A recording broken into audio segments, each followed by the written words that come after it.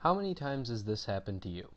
You're painting a beautiful mural on your neighbor's garage using the brush tool, when suddenly, just before you're done, oh no, you painted a bunch of grass as well. Well, not to fear. In Photoshop, you will learn that Control-Z is your new best friend. It's the undo command, and it fixes your mistakes. The only problem is, it only fixes your last mouse click. So if I wanted to also undo that ugly E, and I tried to press Control-Z once again, it would simply redo the S. So I could press Control-Z all day. All it would do is undo my last command.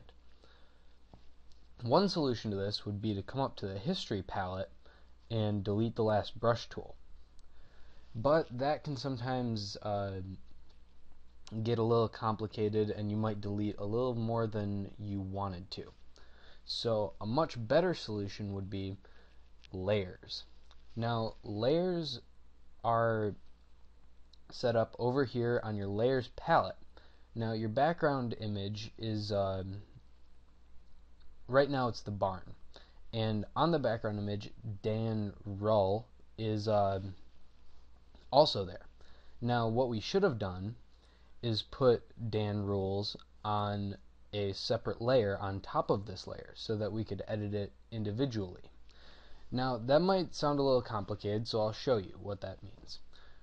We can go and minimize this image, go back to the internet on PhotoBucket where I found this image, drag it right back into Photoshop. That's now our background, and we're going to go down here and click this button, which is the Create New Layer button, and we are going to name this layer Graffiti. Now, this little eyeball right here means that it's visible. If we were to turn that off, it would turn invisible.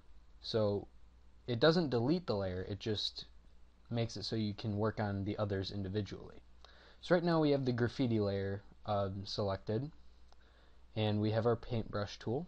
So we're going to go in here and write Dan Rules. Much better. But now, since they're on separate layers, we can look at each part of them individually. We can see just the barn, we can see the barn with graffiti, and we can see just the graffiti. We can also delete these layers individually if we wanted to. Okay.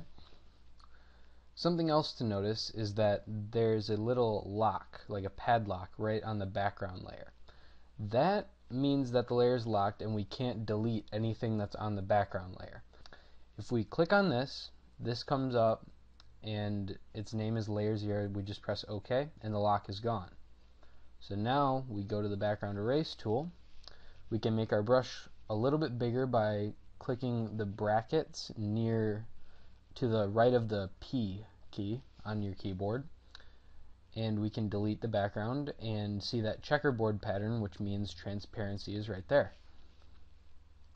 We can press Ctrl-Z and restore the background, turn the graffiti layer back on, and there it is. And that's the basics of layers right there. Oh yeah, and if you want to delete a layer, you can just drag it right down here and throw it in the garbage can. And our graffiti is cleaned up, and that's that.